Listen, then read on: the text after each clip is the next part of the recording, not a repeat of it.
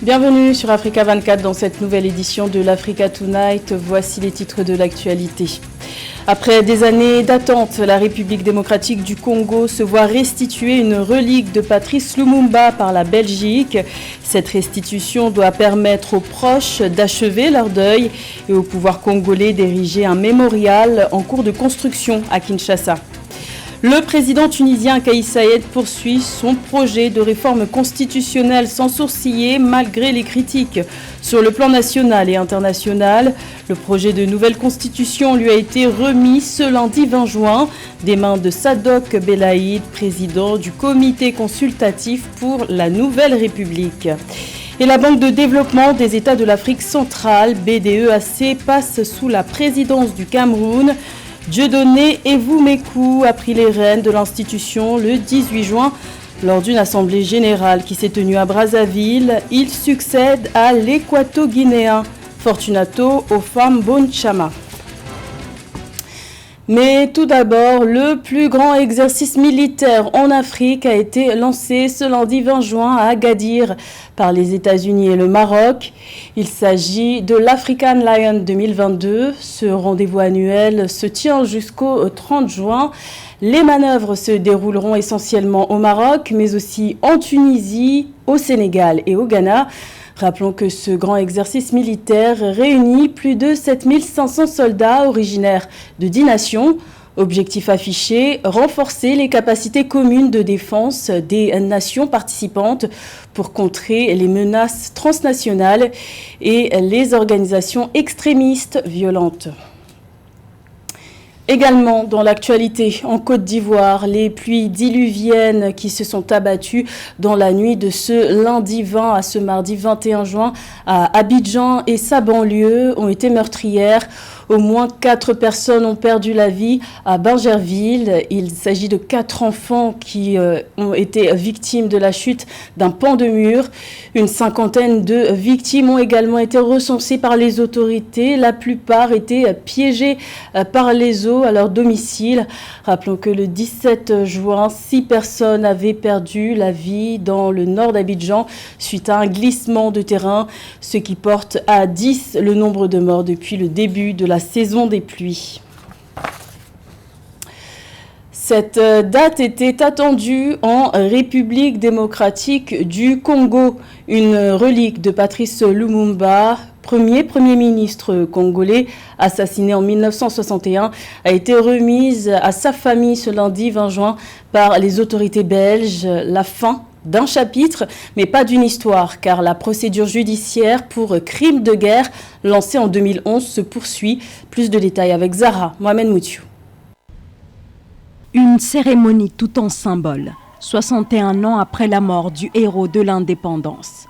Mais une dent, voilà tout ce qu'il reste de la dépouille de Patrice Lumumba.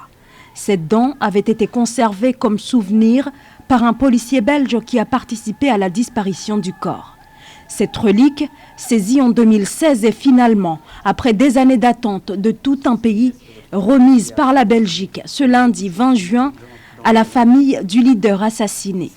Une cérémonie dans l'intimité en présence de François, Roland et Juliana, les enfants de Patrice Lumumba. Père,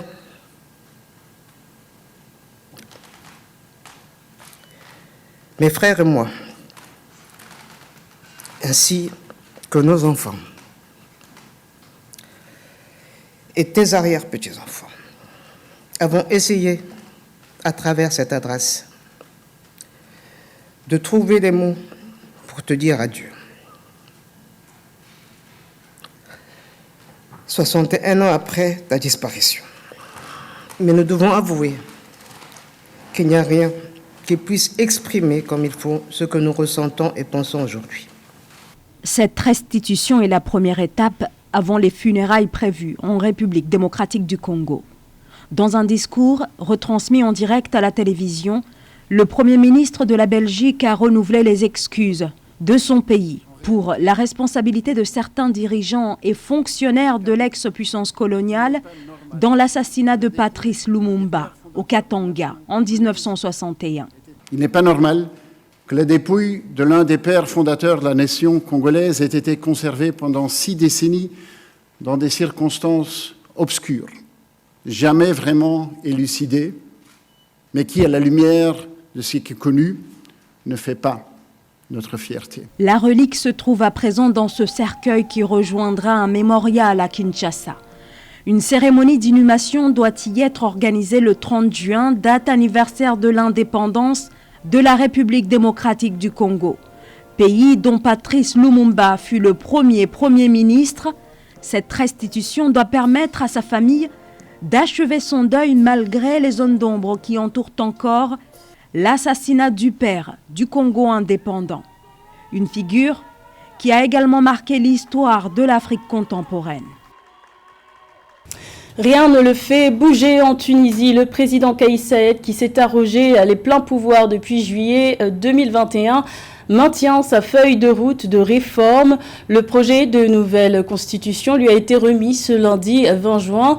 Il s'en tient donc à son calendrier, et ce malgré les contestations sur le plan national et les critiques à l'échelle internationale. Les élections législatives sont d'ailleurs prévues pour le 17 décembre 2022. Le point avec Graziella Tchakounte. Il ira jusqu'au bout. Contre vents et marées, le président Kais Saied poursuit son projet de réforme constitutionnelle en Tunisie. Le texte, rédigé par un groupe de personnalités ayant adhéré au projet de dialogue national, lui a été remis ce lundi 20 juin. Il doit remplacer celui de 2014 qui avait instauré un système hybride, source de conflits entre les branches exécutives et législatives. Les conditions de rédaction de la Constitution étaient difficiles en raison du peu de temps dont nous disposions.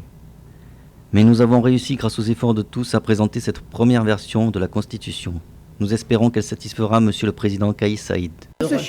Pour l'heure, le contenu de la nouvelle loi fondamentale reste inconnu, mais le président tunisien affirme d'ores et déjà qu'il n'est pas définitif et que certaines sections pourront être révisées ou faire l'objet d'une réflexion plus approfondie. L'opposition, qui dénonce un manque de concertation, évoque un texte taillé sur mesure et appelle les Tunisiens à boycotter les urnes. Nous rejetons le décret présidentiel 117. Deuxièmement, nous boycottons le référendum et disons que le référendum est un gaspillage d'argent public et qu'il interfère avec les intérêts du pays. Une contestation intérieure à laquelle s'ajoute désormais une réprobation internationale de plus en plus grandissante. Le président Kais Saied a jusqu'au 30 juin pour approuver ou modifier le texte avant que ce dernier ne soit soumis à l'approbation des Tunisiens le 25 juillet 2022 par référendum. Un projet déjà inédit dans son ossature puisqu'il ne fait pas de l'islam la religion d'État, une première dans un pays arabe. Le Mozambique va rejoindre pour la première fois de son histoire le Conseil de sécurité de l'ONU à partir de janvier 2023. Élu le 9 juin dernier, le Mozambique succédera au Kenya avec le statut de membre non permanent. Objectif affiché, porter la voix du continent. Et pour cause, plus de la moitié des dossiers traités au Conseil de sécurité de l'ONU concernent l'Afrique, un sujet d'Amenedj. Le Mozambique s'est assigné pour objectif de faire de la lutte contre le terrorisme et la prolifération des armes, de l'équilibre entre les gens et de la gestion des catastrophes environnementales une priorité au cours de sa gestion au Conseil de sécurité de l'Organisation des Nations Unies. En dépit de la faible représentation du continent, le pays se porte garant à porter la voix africaine en abordant les problèmes et réformes au sein de l'instance en toute responsabilité. En tant que représentant du continent et même si nous sommes peu nombreux, j'ai porté un message important, celui de faire entendre cette voix ignorée pour aborder les problèmes de notre continent. C'est donc une grande responsabilité car les attentes sont plus élevées. Comme vous l'avez vu, le vote était presque unanime avec 192 pays et cela signifie l'opportunité que le Mozambique a de pouvoir transmettre son expérience et contribuer aux solutions du monde dans le secteur de la sécurité. Selon le président mozambicain Filipe Nyusi, 60% des problèmes au Conseil de sécurité concernent l'Afrique, une position stratégique dont il compte orienter la gestion sur la citoyenneté participative et la cohésion en tant qu'instrument de bonne gouvernance et d'engagement politique. Le président mozambicain compte examiner les questions relevant de la responsabilité du Conseil de sécurité dans le domaine du maintien de la paix en Afrique pour éradiquer les tensions liées aux migrations dans la sous-région et mettre fin à la fragilité des institutions politiques. Le Mozambique devrait relever de nombreux challenges au nom de l'Afrique, mais permettez-nous d'en citer 3, le défi sécuritaire, le défi alimentaire et le défi climatique. Il faut reconnaître que les problèmes sécuritaires, que ce soit dans la Corne de l'Afrique ou dans le Sahel, demeurent une préoccupation pour le Conseil de sécurité. Alors que le pays lui-même fait face au terrorisme, Maputo doit accorder une attention particulière à l'insécurité chronique dans le Sahel qui risque de toucher les pays du Golfe de Guinée. Quant au défi alimentaire, il est urgent de le prendre en main quand on sait que la guerre russo-ukrainienne aggrave les risques de crise alimentaire sur le continent. La diplomatie africaine étant elle-même mobilisée par Macky Sall en ce sens. Seul candidat à avoir obtenu le vote favorable de tous les États membres présents lors du processus de sélection à la 116e session de l'Assemblée générale de l'ONU, le Mozambique remplace le Kenya pour représenter l'Afrique à partir du 1er janvier 2023. Plus de 2 mois après sa nomination, le Camerounais Dieudonné Evoumekou a pris les rênes de la Banque de développement des États de l'Afrique centrale, BDEAC. C'était le 18 juin lors d'une assemblée générale de l'institution qui s'est tenue à Brazzaville au Congo. Il succède ainsi à l'équato-guinéen Fortunato Fambonchama. Le point sur la mission qui l'attend avec Eugène Chema et Nathalie Mo. Nommé le 14 avril dernier à la tête de la BDEAC par la conférence des chefs d'État de la communauté économique et monétaire de l'Afrique centrale, Dieudonné Evoumekou a officiellement pris fonction le 18 juin. La passation de pouvoir s'est déroulée à l'issue d'une session extraordinaire de l'Assemblée générale de la BDEAC au siège de la banque à Brazzaville. L'événement était présidé par la ministre gabonaise de l'économie et de la relance, Nicole Janine Lydie Roboti, épouse Mbou. De l'Assemblée générale de la Banque de développement des États de l'Afrique centrale, qui s'est tenue le 18 juin 2022 à Brazzaville, au Congo, les ministres des pays membres de la CEMAC ont salué unanimement la nomination de M. Evoumekou Dieudonné au poste de président de la BDEAC. Nous avons le devoir et la responsabilité, au nom de nos chefs d'État et de nos pays respectifs, de continuer à garder haut le flambeau de cette institution qui aujourd'hui joue un rôle central dans le financement de nos économies. Au cours de son installation, Dieudonné Evoumekou a promis de faire de la BDEAC une institution financière dont la communauté sera fière et qui poursuivra sa mission de financement des besoins en développement de chaque État membre conformément à ses missions. On a pratiquement une feuille de route qui a été donnée tout à l'heure pour la réunion et on va essayer de la formaliser pour faire en sorte que cette banque atteigne les sommets auxquels elle est promise, afin que cette banque connaissent un avenir toujours aussi radieux, afin qu'elle se mette aussi au niveau de tout ce qui se fait de mieux au niveau des banques de développement. Au moment de sa nomination comme président de la Banque de développement des États de l'Afrique centrale, Dieudonné Evoumekou assumait les fonctions de vice-gouverneur de la Banque des États de l'Afrique centrale. L'ancien directeur général de la Caisse autonome d'amortissement du Cameroun succède à la BDEAC à l'équato-guinéen Fortunato Fambonchama, qui a géré la fonction entre 2017 et 2022. Ils étaient plusieurs milliers à répondre à l'invitation du chanteur sénégalais Youssou N'Dour le 18 juin qui s'est produit en concert à l'Accor Arena, anciennement nommé Bercy à Paris en France. Des adeptes venus de partout dans le monde étaient réunis pour un spectacle proposé par cet artiste qui cumule plus de 50 ans de carrière. Retour sur cet événement avec Moustapha Kanté et Aïssatou Diamanka Besland. Ce samedi 18 juin 2022, le roi du Mbalar Youssou N'Dour a confirmé sa place sur le trône de Bercy Ce fut un grand bal à jamais gravé dans les mémoires. Les fans de l'artiste planétaire sont venus de tous les coins du monde pour vibrer ensemble le temps d'une pause. C'est vraiment un artiste, mais au-delà de l'artiste, c'est quelqu'un qui sait partager. C'est quelqu'un qui sait mobiliser. C'est vraiment un leader.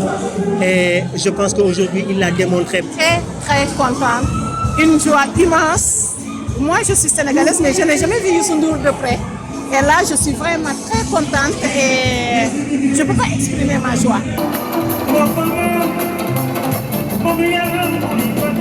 Des invités d'honneur by Omar Pène, la diva Viviane Ndour, Titi, l'ingénieur Ngaka Blindé, le lyrique Fada Freddy des Daradi Family, en passant par Salam Diallo. Ils étaient là pour répondre à l'invitation de l'artiste sénégalais.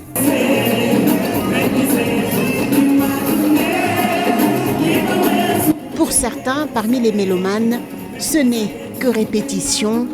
Ils participent à cette messe musicale depuis 10 ans. Ça fait plus de 10 ans, chaque fois je suis là. Youssou N'Dour est un chanteur interplanétaire qu'on ne présente plus, qui a représenté, je ne dirais pas le Sénégal, mais l'Afrique dans le monde entier. Le ton était donné.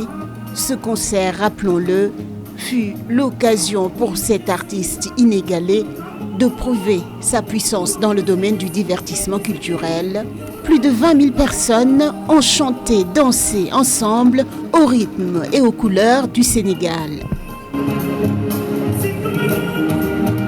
C'était le journal de la rédaction. Merci de l'avoir suivi. L'information continue sur Africa 24.